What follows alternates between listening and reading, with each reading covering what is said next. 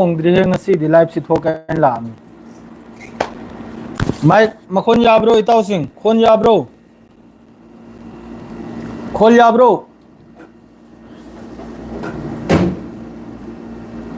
खोल याब्रो यादरो तुम्हारा कमर का क्या है अभी मैं तो तैयार था घर में क्यों क्यों इमरजेंसी इसी को दिखाने के लिए रुक जाओ पहले देख लो 1-2 दिन वालेकुम अस्सलाम 1-2 दिन देखो उसके बाद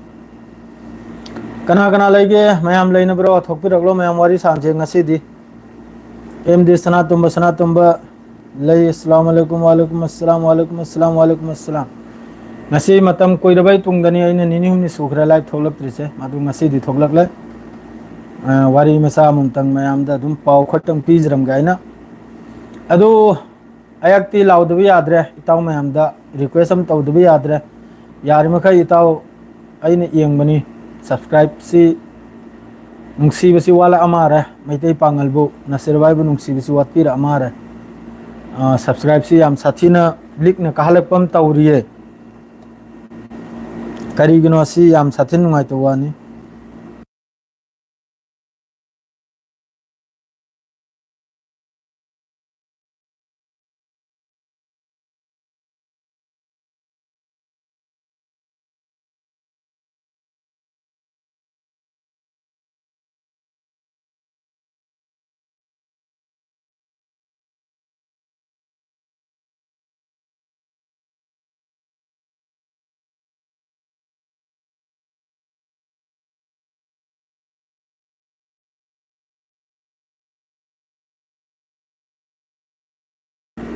aina naptang thing taw som da wari macha am khaktang mi am khakka imang da phammi sigane se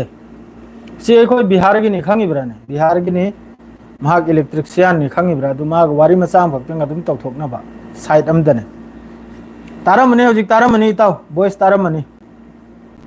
adu karigino hongde mayam na nungsi bi wala bra adredi aina pausi phajana pabasi yaudra bra isu khangdre karigadi handak ni ni si thaba kharchil gare aduna ni mayam waru bi yade adredi ngasi YouTube ta community guideline amgu lakchal bane adu laibok phadana matam chana action la horaina matam phana natradi ngasi maitai pangal se amaka mangtham ni ngasi pau si adum pan haijra ge yamnu nungai bo pau kharim sulai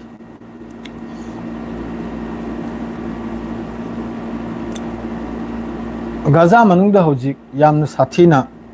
airdrop se airdrop se yamna sathina hojik tawri sida anova country Europe ke country mayam su changjala kharab tension mat le soja bindas kamar ka dekh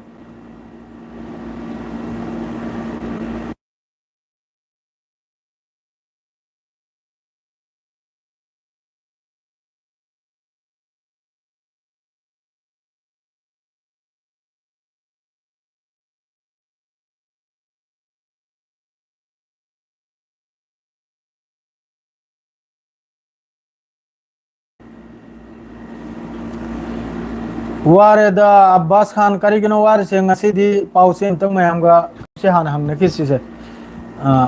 paulang se mama adu aina Facebook ta ekoi gi visa gi maram do khar haijram ba mi khar dai na paudo dum visa du lai la o khor haina adu yamna sathi nai bu chaibi ra kusu yaw khare wai tomba kam tawrige nungai bro adu aina haijab diri hak wangang tani hak wa di visa du lai ba pot pu lai visa lai ba pot pu lai adadi konga em ju video sembi rai against ta machin thirim ni makoina visa piba ngambraina company gi visa mohoi de karai de la ka don ekhoi matam khuding da haibini company gi visa si ya khoi de pi de company gi visa si agent de chalim ni office te chalim na ya khoi hamesha haibini bas sida company macha masu mi tara suba kul suba adu gi visa makhai duni ko thoi se adadi ayam de free visa achugum visa sina ba ya khoi na line am to bangam se company की group visa sri loina yam bada chu bai khoi gi office Delhi Bombay da lairu office ma kaida chalim na chu se adu pau se ara ge talatla pau se hora si wa alaikum assalam chasam ibom cha kam tor ge tau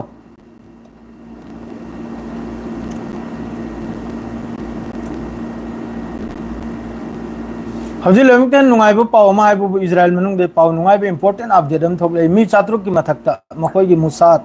Madre मखोई intelligence हान लेरंबा अद्रोगी retire ओइखिबा मियोय मी चात्रुकना Donald Trump की ममई यामना कन्न पाइरी होजिकता cease fire की दमकता गजा मनुंग the cease fire तोबै दमकता यामना कन्न पाइरी मियोय चात्रुक की मथकता अचौब मखोई Mossad त लेरंबा अद्रेदी मखोई की Israel की defence force त लेरंबा यामना अखोई लेंग हाइगत पंगांतनी रिटायर ओइदना होजि फम्मिबो कांगलुप अदु मखैदुना चेम इरगा डोनाल्ड ट्रम्प की मथकता अथुबदा इजराइल से मांगखिब तारे इजराइल से लोइन मुतखिब ताराइना चेम इखटलेगा अथुबदा सिसफायर तौबिउ अथुबदा लान से लेभलबिउ हाइना यामना चावरबा कनुम थागत की ब्रो कमेंट पादे कराइने माइबम बीएम करीनो नंगी दोई पाहुद्रे थैंक यू माइबम बीएम होय मखैने सपोर्ट तौरगनी ने नाबा नखोई महिगी सपोर्ट तनी न मैते पांगल नसीर चौधरी ने थोगलेगा ngang नखोई मैम की सपोर्ट तगिनी ने इंडिया मनुंग दन हल इंडिगो द खुबांग थाबदसु मखोई मयांग मसेन ओइरमले मयांग मुसलमान मसेन ओइरमले अहाम बददी सोशल मीडिया सिदा हिंदू मुस्लिम हानि याम कन तौरमले खंगिब्रने तुंग द इंक्वायरी तौरुकान ददी मयांग दुसु चै चार मिदुसु मुसलमान थार मिदुसु मुसलमान अनिमक ओइरमले अदरे ऐसा थारिब मिदो अदुबु इंडिगो की तरफ तगी मपुनसी की बेन तौजल खरा मपुनसी की बेन तौजल खरा मा इंडिगो फ्लाइट मा पाइबे यार तोंग यार सिनी इंडिगो फ्लाइट ता अदु मा बन तौजल खरा आई तौरोगी साउरे करिगनो अब्बास खान नंग साउर से ब्रो कमेंट पादे कमेंट में सेमतंग पाथकी के ngasi di paulang से थमकी के से कमेंट सेमतंग भजन पाथकी के इंडिगो गिदु नुंगाइते माने इंडिगो गिदु नुंगाइते दो को मोय मसेन ओरमले मयांग मसेन नि मुजिबुर रहमान दुगा अमदनबु कनो है ममिंग दो काउ खरे हाफिजुद्दीन आइब्रा हाफिजुर रहमान बोरुबैया हाइब्रा कनो नि ममिंग अनि नाबा अदु इंडिगो ना सागी थारिब मिदो अखोई की आसामी ओरमिदो अदुबु मपुनसिगी बन तौजल खरे इंडिगो द मा तोंग यार रोसिनी अमक फाउबो अदुना फ्लाइट सिगी मरम दसु यामना ngang wi यामना तेना याखोइना विदेश त लेबनिना चीजे फायर तौबगी गजा की पाव ले पाव हरे के पावना फजना हरे के माद्रे मैसेज पा दे न कोई सावर ई अदुगी नि ngay देखर सांगल के हुमांग न चोतन लोरे फेन जो थारिमनी एसी जो थारिमनी याद दे कना नोमा बेट कमेंट तौरे से बेट कमेंट तौ नरोइ सिदा इताव यमु इसम संबि वाने को नुंगाइ फात्रदि मेतै पांगल बु यंगनिंगदरदि हक्ता इताव यंगदबि याबनि खंगि ब्राने अदुगा नत्त पादबो कमेंट तौ नरोइ सि याखोइ loan तिन्नबा ngang Meitei योगेरा Pongal लोगेरा Manipuri loan नि याखोइने लोलिसे असिदा बेट कमेंट तौ बसिदै तौहनिंगदे सेंगना हायदा जेसामिसु बेट कमेंट से तौहनिंगदे सेंगना हायदा यंगदबि याबनि लाइक तौदबि याबनि कनम तौदबि यान पावसि फजना हारगे तार ईरान दा हौजिक तौरिसिनबु ईरान सि कमतम ईरान सिगे इजराइल सिगे लान तौगनि करिमता खंगम नते हौजिक पाव खुदिंगमक्ता एनी पाव खुदिंगमक्ता हायरिसि ईरान अमसुंग इजराइल सि पूरा लान की दमक्ता रेडी नि हौजिक लान की दमक्ता पूरा रेडी नि अनिमक से थेंगनबे दमक्ता अदुमको कमतम कनाना हाना लान से हौरकनी सि हौजिबाव खंगमंगमदे ईरान की तरफ तगी मवांग दो कोंगाई में पाव थोकिमनि ईरान द S-400 माद्रे जेट करीमता लैते ईरान द करीमता यौरद्रि हौजु फावबो ईरान द पोनम थुंगद्रि ईरान की हानगी मिसाइल दो अदु मखैदुगनि ईरान न लान तौन दौरसे ईरान की वाद्र लोइखरा हायरके एम तोंबा कंप्यूटर इंजीनियरिंग की सु लोइना हायरके लोइने तलतल हायरके पाव महि जेम तंग लोइ थोखिजि Madre the Gaza मनुंग the हौजिक यौबदा असायुक्तबुदि Midu काब याम कैनोम ओइखरमनि को सईद ओइखरमनि दो हौजी यौबदा करिनो गजा मनुंग से 56 नि 56 गजा मनुंग the ngasi gi hojiki sin boy khoi gi aids khoi gi chaningai thakingai langthrak po kan da 56 mi adredi hojik langthre isina bu gaza manung da hojik langthre isina bu ayam de khoi gi hidak langdak se asina karom dugna da china ki taraf te ki chu langthrak le adredi atai te europe country की तरफ से lung थरकले Madre Apul बदा सिदा मखोय ना हारिसी कनानो सिना होजे phone तौर इसे मथौ मतम न तबदा अंकल ड्राइवर फोन तौर मा लाइव एंग दमारे भिखारी से लाइव एंग दमारे ने भिखारी चौबनी अदो हौजिकता सिदा न्यूज़ थोगले बम हैसी यामना साथीना गाजा मनुंग इजराइल मनुंग सिदा याम साथी इंपोर्टेंट पाउनी मैं मुन्ना ताजल बिउ यामना साथीना गाजा मनुंग सिदा यामना चावना सिदा थोगले ब प्रोटेस्ट में हैसे यामना चावना नेतन्याहू की ऑफिस की ममांगदा नेतन्याहू की ऑफिस की ममांगदनी हौजी प्रोटेस्ट तौरिसे यामना इंपोर्टेंट अपडेट नि मादुई मथक्ता मियोय चात्रुक हान लानमी ओइरंबा मुसाद की एजेंट ओइरंबा अचोचोब जनरल कर्नल मयाममा असिना मियोय चात्रुक अमना डोनाल्ड ट्रम्प की माइकई दे चेम इरगा थागत की अथुबदे सेसफायर तौहल बिवाइन नत्रदि इजराइल से लोइखिब तार है करबदि हौजिकता गाजा मनुंगदा ngarangsu काइनोंगी तरफतगी हमास की तरफतगी अल कासिम की तरफतगी ngarangsu गाजा मनुंगदा ओंथोंना चाउखरबे एक्सप्लोसिव एम्बुश तौरगा पोत मखोई की खुचु खुलाई मरकाबा तेंग अद्रेदि मखोई की बोम लांग अममा थंबा अद्रो कोइजल लेगा अदुगु मफमदुर ड्रोन अमसुंग रॉकेट लॉन्चर ना अटैक तौखिद मखोई की पोत मयाम मांगराबा ngarang gi निसे ngarang gi पावन ngarang न हलगी अद्रेदि हौजिक ngarang न हलदु हमास की तरफतगी मखोई की मी अफाबदो मतोबदे मिसान थोकलेगा कवर तौ याबा टर्नल मनुंग दुर कवर तौबगवान अदुगी कानून थोलब मतुंगदा सिदे इरिसे उन कराय कराय दुन तौरिसे उन अथुबदा वार सि लेपलेगा सि इजराइल की मियोय की प्रोटेस्ट निको अथुबदा वार सि लेपलेगा अदुगा अथुबदा अखोगी होस्टेजेस मखैसे रिलीज तौबिबा सिना बलावरसे होजिकी असिना हंदै मपोकसे अदुई मथक्ता यूरोप कंट्री मखैना फिलिस्तीन सिबु तस्लिम तौरनी हैना यूरोप कंट्री 35 सु अदुई मतुंगदा अतै तैसु मयाम इनरक यावरे जर्मन क्राकसे हाना पूरा इजराइल की सपोर्ट ले हाई फावबा होजिक टू स्टेट सॉल्यूशन हैना लारोकपै मतुंग सिरे नेतन्याहू से अदुई मथक्ता डोनाल्ड ट्रम्प नुसम का हाइरे नेतन्याहू न लान चिंगथरिसी करिगुना हबदो महाकी कुर्सी की दमकता लान से चिंगथमनी असी हाइरकपै मतुंगदा मथोंग मरम नाइद्रा मखोइसे इजराइल से पूरा मथोंग नाइद्रा मादुई ममांगदा नहीं की खरने ममांगदा अमगा अल कासिम की तरफतगी इजराइल की आईडीएफ की लान में हिंग न फाने आइना मी 35 मी 33 न लेंगोय मरकता पाक्तन लेरंबदो अदुगी वीडियो क्राक्तो रिलीज तौरकपै मतुंगदा मथोंगम नाइद्रे हौजिक हमास नरसिनबु हमास की मथक्ता हौजिक अंगरांग नहल अखोगी अमेरिका द न्यूयॉर्क द सऊदी अरब न मकोक चिंगलेगा फ्रांस के सऊदी अरब का टू स्टेट सॉल्यूशन की अचौबो मीटिंग हम तौखी असिदा हाई ख्रिसिनबु हमास से खुचुखुलाई थादोकपा अदुगा हौजिकी नौना गजा मनुंगदा सरकार लाकदौर से सी अखोगी वेस्ट बैंक दा हौजिक लेरबा महमूद हार से मखोइने चलाइबा एडमिनिस्ट्रेशन से मखोइने चलाइबा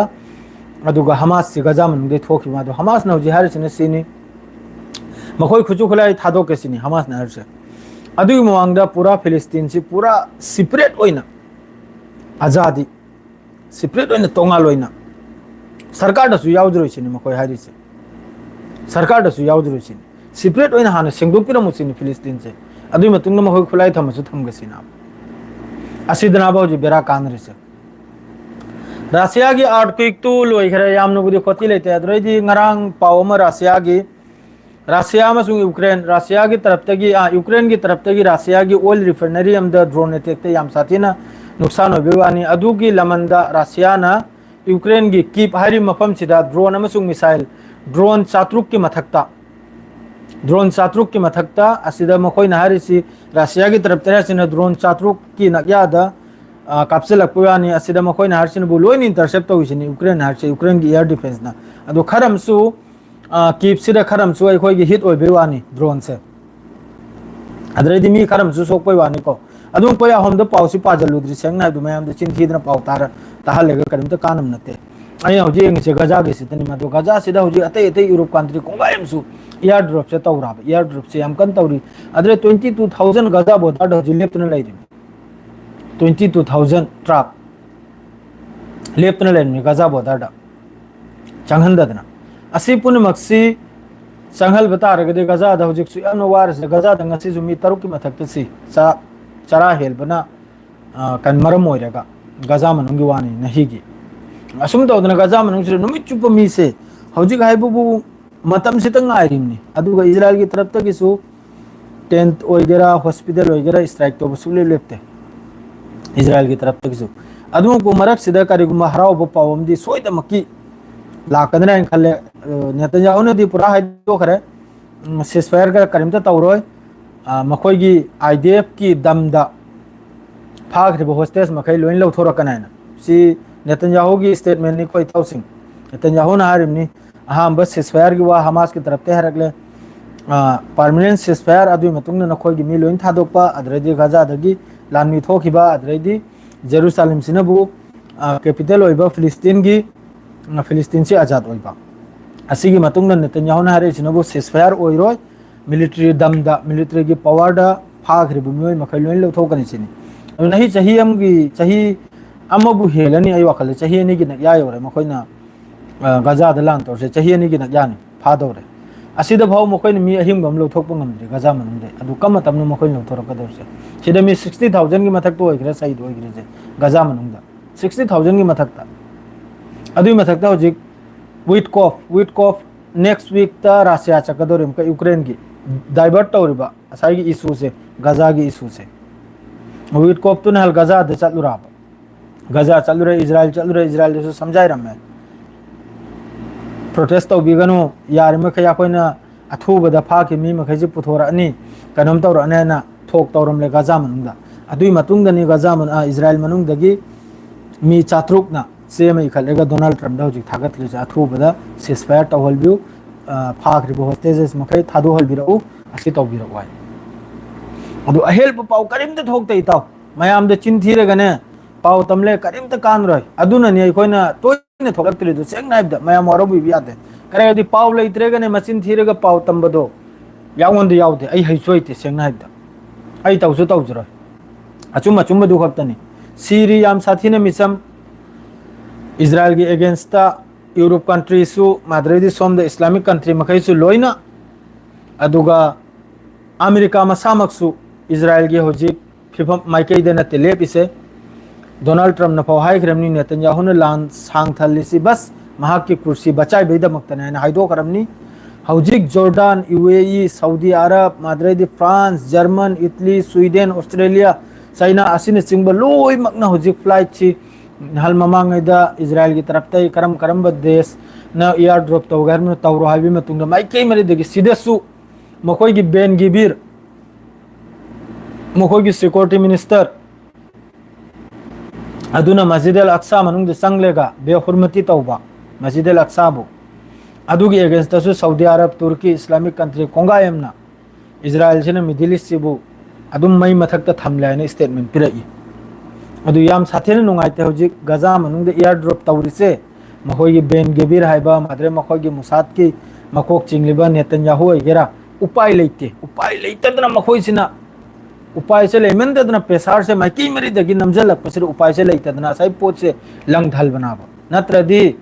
गाजा मनुंग फ्लाइट हम पाइजलबे कैपेसिटी लेइते लोइन मचिन थीरिमनि खंगिब्राने लोइन ते ते पाउ मै लोइन मचिन थीरिमनि इजराइल न पाइजल हलरोय हम तो पाइजल कोना द कनाम तो पाइजल बेयारा हम गेम तो पाइजल बेयारा अदुनी ताउसिंग अदु जो भी हो होजि खर मतेंग तौर बा माद्रे कोंगायम होजि पैसा खारिमनि ऑनलाइन दा गाजा गिन तौरुनु करिमता तौरुनु खंगिब्राने अइना अदुसु करिगुंबा खंगब खोटप लेरदिने डायरेक्ट अहोंगी अइना मयाम दा हाइरकनी अदुगो मयाम न तौनिंगसु मखायम तोसो अदुम तौको नन तबजा तो सोशल मीडिया दा लाउरुदो तौरुनु थाजरुनु अदु फरे वजा स्वाइजरा अदुम लोइजलगे ngasi live से पाउसु लेते हेलबा अंकल ने सु फोन तरोकला मैं मादु अंकल गा उनिनिप सुले ngasi थबुक मचाम लै अदुन स्वाइजरा अदुम लाइव सुलो हेलसी सलाम अलैकुम।